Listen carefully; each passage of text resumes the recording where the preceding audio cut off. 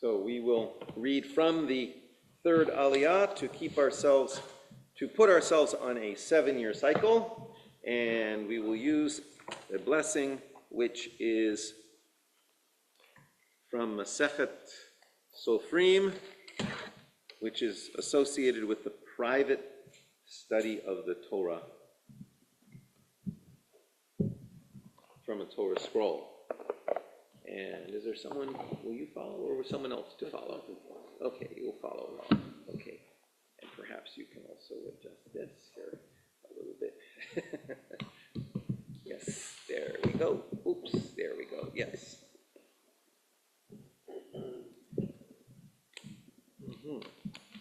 Thank you.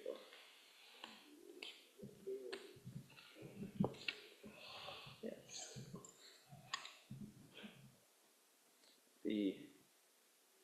Here we go. What do you, oh, yes. I will, before we are reading Exodus 26, verses 3 to 6. We're reading from the third Aliyah. Verses 3 to 6 of chapter 26. And you'll see what it says. We'll read this, and then I will. So we are going to read from. The word was chamesh. Wait. Mi lamala. Yes. So I'm just looking for the word chamesh. Chamesh hayiriyot. Let me just. Yes, chamesh. 3 to 6. Chamesh. 331. Page 331 in the Chamesh. Yes. Chamesh. Yes. Okay. So, and if you would, we need to laminate that somehow. So, if you would, there is the blessing there. It's the normal. It's not normal, no. Baruch atah Adonai Eloheinu melech haolam asher natan lanu Torah min hashamayim chayei olamim mimromim. Baruch atah Adonai noten haTorah. Amen. Chamesh hayiriot tiana chovrot Isha el ochata v'chamesh yiriot chovrot Isha el achota v'asita lo techelet al sfat hayiriyah echat mikatza b'chovaret v'chen taseh Visfat Yiriyaha Hakitzona Bamachberet Hashenit Hamishim Lu Laot Tasebira Echad Vehamishim Lulahot Taseh Biktzeh Hayiriyah Asher Bemach Beret Hashenit Makbilot Alulaot Isha El Achotaha Vasita Chamishim Karse Zahav Vechibarta et Hayiriyot Isha El Achotaha Bakrasim Vehaya Hamishkan Echad.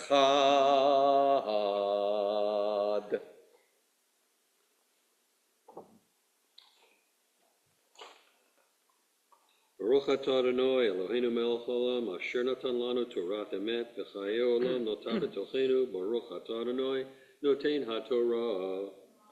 5 curtains shall be coupled together one to another, and the other 5 curtains shall be coupled one to another. And you shall make loops of blue upon the edge of the one curtain that is outmost in the first set, and likewise shall you make in the edge of the curtain that is outmost in the second set. 50 loops shall you make in the one curtain, and 50 loops shall you make in the edge of the curtain that is in the second set. The loops shall be opposite one to another. And you shall make 50 clasps of gold, and couple the curtains one to another with the clasps, that the tabernacle may be one. Okay, so we're now going to put this over here, and you can sit down right here. We're going to cover this. No, we're going to put it down, please. Thank you.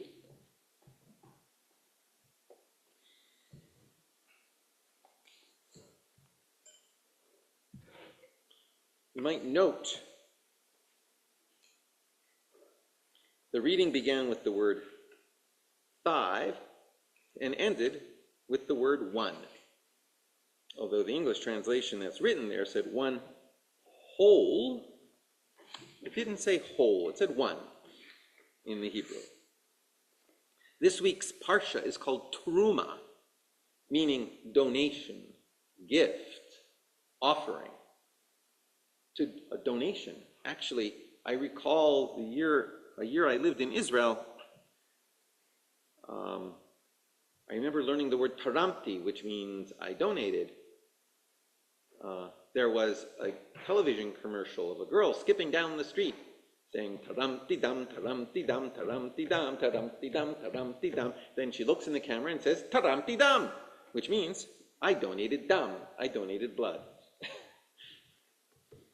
So this is Terumah, the donations that's given to the priests. And the key passage, or a key passage, at the very beginning of this Parsha, reads, the Lord spoke to Moses saying, speak to the children of Israel that they may take for me a Terumah of everyone whose heart makes him willing, so it's voluntary. You shall make my Terumah, and this is the offering, the Terumah, which you shall make of them.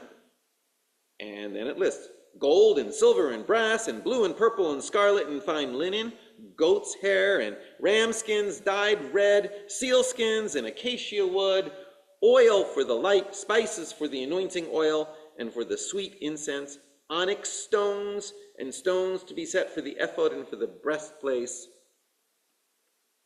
Vasuli mishkan v'shachanti betocham. Have them make me a holy place, a sanctuary, that I may dwell among them. Have them make me a sanctuary place, a holy place, that I may dwell among them. And that, of course, has a couple different meanings, or can. Have them make me a tent of meeting and a tabernacle in the camp where they live, and I'll be dwelling there in the camp with them. Or have them build me this holy place, and I will dwell within the people, the individuals who are building. All of that. The people are to bring voluntary gifts and build a sacred place, and God will dwell among them. And in this tabernacle would be placed the Aron, the sacred cabinet or ark, in which was stored the tablets that testified to the sacred covenant and held the people together with each other and with the divine. Outside the ark were the cherubim, the cheruvim, of which the Torah says, you shall put the ark cover upon the ark, and in the ark you shall put the testimony that I shall give you. And there I will meet with you, and I will speak with you from above the ark cover, from between the two cherubim which are upon the ark of the testimony of all things which I give you in commandment to the children of Israel. And in this tabernacle complex, sacrificial offers will be offered as expressions of worship and devotion. The rabbis note that the word for altar, mizbeach, consists of 4 letters, Mem, Zayin, Beit, and Chet, which Midrash will say stands for Mechila, Zechut, Bracha, and Chaim. That's forgiveness, merit, blessing, and life. So this space is a reminder of the people's commitment, a source of inspiration and learning, and a center of devotion and worship. And in this section of Torah, which we just read, we learn that the curtains which set the site apart are to be connected together into one. You shall couple the curtains one to another with the clasps, that the Mishkan may be one. And Ibn Ezra, a medieval commentator who was interesting in his own right, he was a great tourist around Europe. Ibn Ezra notes that just as the tabernacle is to be made of several pieces that are fitted together to be made into one whole, so too the community of Israel, which is made of many different tribes and families, must be linked together with each other in shalom and unity. In so many ways, the Mishkan is a communal spiritual focal point. The tabernacle is a communal focal point and a reflection of the life of the community. The description of the tabernacle connects to the role that the temple in Jerusalem plays in later generations of the life of our people as a spiritual focal point. And then, even later than that, the role that it connects, then it becomes the role that synagogues play and our homes play and prayer plays in the life of the Jewish people. This idea that you build a sanctuary, we build a holy place, and then God will dwell in our midst connects to this tension actually of keva and kavanah, of structured practice, the routine, that which you do now because it's time to do it. You pray now because it's time to pray, versus kavanah, the involved intention. You do it because you're feeling that intense spirit inside, and we need both of these. But when we build structure, when we can use the keva, that structure, to create a space in which the kavanah can be felt.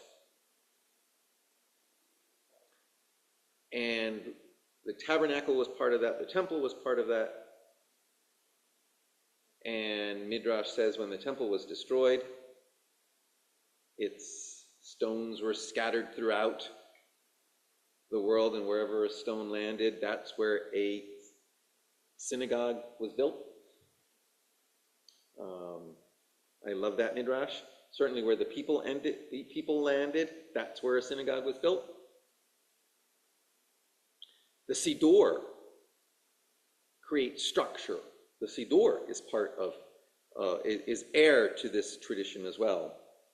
The people sustain these places and practices, and so also the devotional act of sustaining these places and practices helps sustain the people as a sacred community. And the structure of our community is partly heir to the structure of the tabernacle. Part of our long history of maintaining our unity and sense of purpose is also reflected in the special role of this week's Shabbat, because today is Shabbat Shekalim. The Shabbat when we read of the collection of the half shekel that is used both to take accounting of the people and to share the maintenance of the temple and the temple practice in ancient times. The Torah in Exodus 30 speaks of everyone giving a half shekel, not more, not less. That way they can count the people without counting the people.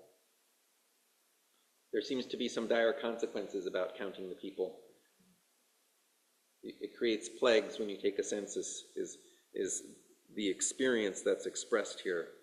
So you collect half a shekel, and then you count up the shekels and multiply by 2, you get the number of people. But that practice of collecting the half shekel, which is then used to maintain the temple practice, also enabled every Jewish person, every Israelite, to help maintain the temple practice and to participate in the temple practice, regardless of how far away they lived. Now, the shekel was due at the 1st of Nisan, so no later than 1 month before, a section was read from the Torah as an announcement in the synagogue. An announcement that you should get ready to pay this half shekel. It's like April 15th, it's not that far away. But we continue to read this section even to this day to remind us, and it reminds us of a number of lessons, one of which is every person counts and is needed, and another of which is each person participates in maintaining the devotional practice of the community, even from afar. And also, don't treat people as statistics or numbers. That's the other side. That's why we don't count people. Though in the prison, we're counting people all the time. That's a whole other story. By way of conclusion, I want to call attention to, I think a lot about what we do, how we structure our community so that it can contain holiness, and how we structure our space and our time, our calendar so we can maintain holiness, how we can have events bringing the community together to mark the different seasons on our calendar, and how we can use our space to maintain or to contain holiness. And in particular, since the construction that's been done outside, some of you know there's been a lot of construction outside. They even moved the road, and moving the road has given us more space, and we're away from the road. The township has actually granted to us the space that the road used to be on. And I think of what in the Baha'i tradition, the way they think of a temple, the two elements of a Baha'i temple are a cavernous space in which there can be meditation, surrounded by a garden, which represents harmony. So we are pulling together a group of people to start the long-term work of long-term maintaining a garden around us. And I see this as becoming a space in the midst of a garden someday. That's a vision. And I can picture it every time I come out of the new development and see this spread in front of us, in front of me. So I wish everybody with that vision of many different containers for holiness and time, space, and prayer and ritual and community. I wish everyone a Shabbat Shalom.